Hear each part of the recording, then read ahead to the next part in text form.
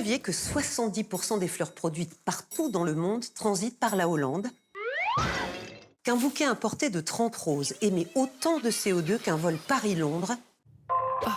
Et qu'il contient en moyenne 15 substances chimiques, dont certaines parfois interdites en Europe. Bonjour et bienvenue dans Plan B, l'économie autrement. Les fleurs coupées nous polluent par le CO2 qu'elles émettent lors de leur production et de leur transport, par les dizaines de produits chimiques utilisés pour les cultiver et les conserver, sans compter l'eau consommée.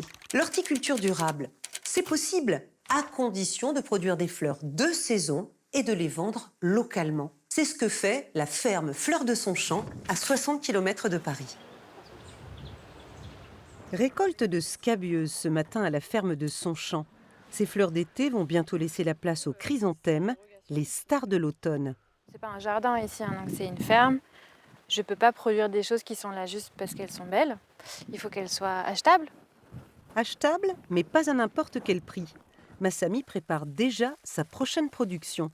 Là, je vais tout enlever, retravailler un tout petit peu la terre et remettre en route les cultures du printemps. Pour protéger ses plantes, cette horticultrice bio n'emploie que des moyens naturels, même quand les pucerons sont à l'offensive. J'utilise rien de chimique ici. J'utilise aucune substance artificielle en tout cas. Après, j'utilise des huiles essentielles de temps en temps s'il y a vraiment un problème ici, ou des insectes auxiliaires. En gros, les prédateurs naturels des insectes qui attaquent mes plantes. Pour l'instant, Massamy est seule à la tête d'un hectare, suffisant dans la fleur pour être rentable. D'autant que la jeune horticultrice s'est associée à une fleuriste qui lui achète toute sa production. Ça va? Et je t'ai rapporté des seaux. Ah, trop bien. Concrètement, Désirée Fleur détient 30% des parts de la ferme florale et peut réinjecter de l'argent en cas de problème. Une alliance encore rare et un vrai soulagement pour Massamy. M'associer avec des fleuristes, c'est un énorme gain de temps parce que auparavant, donc quand j'étais toute seule à produire et commercialiser, 50% de mon temps de travail était consacré à la commercialisation. Désormais, c'est Mathilde qui s'en charge avec ses 4 boutiques parisiennes. Elle ne vend que des fleurs locales et de saison.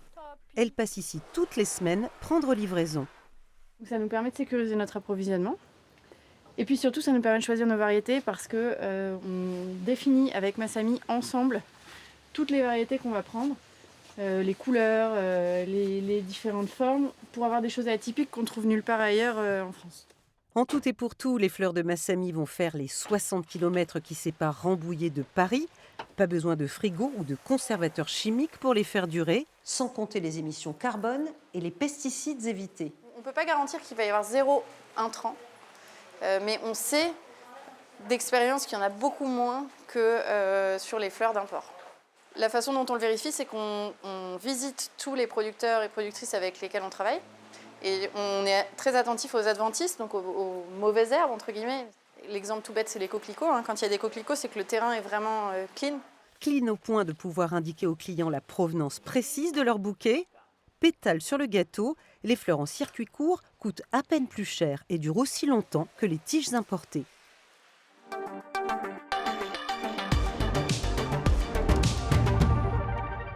La fleur coupée, c'est un marché mondialisé. Aujourd'hui, la production française représente à peu près 15% de ce qui est acheté sur le territoire national. On en déduit que ça fait 85% d'importations qui viennent de tous les pays du monde, mais qui transitent à un moment donné par les Pays-Bas. On avait une production des producteurs de roses historiquement dans les années 50, à peu près 200, 300 producteurs. Aujourd'hui, il n'y en a plus que 3. On est en déclin de production depuis maintenant les années 50. L'alliance producteur-fleuriste, c'est une alternative sérieuse ? C'est un modèle qui tient la route et qui va correspondre à un certain nombre de clients, de clientèle, de producteurs et de fleuristes. Mais tout le monde, aujourd'hui, on n'a pas suffisamment déjà de producteurs pour aller vers ce modèle-là. Ça, c'est la première chose.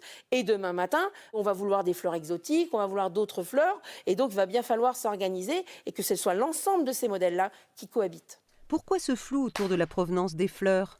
Quand vous avez des seaux uniformes et qu'il n'y a que des tulipes dans le seau, c'est pas difficile d'indiquer l'indication de la zone géographique. Mais quand vous faites un bouquet composé, Quand vous avez plusieurs origines, puisque vous avez plusieurs styles de fleurs, quelle est la solution technique pour indiquer sur le bouquet toutes les origines? Ça ne veut pas dire qu'il n'y aura pas de solution demain matin et ça ne veut pas dire qu'on ne travaille pas pour trouver des solutions, mais c'est extrêmement compliqué. Et ailleurs dans le monde, comment produire des fleurs plus durables? Au Kenya, la ferme Bohemian Flower a obtenu le label Max Havelaar Commerce équitable. Ce label interdit les produits chimiques les plus dangereux et réduit les intrants. Pour protéger les récoltes, la ferme privilégie les filets et les insectes auxiliaires. L'eau est récupérée et recyclée. 100% des serres sont chauffées par géothermie. Mieux pour la planète et pour le commerce, cette gigaferme produit 20 millions de tiges par mois, dont 60% de roses. Le label permet d'écouler 8 fleurs sur 10 en Europe. Une fleur à ma boutonnière pour vous dire au revoir. Pour retrouver nos plans B, c'est sur le site internet de France 24, Facebook, X et sur mes pages Instagram et LinkedIn. Kwaheri!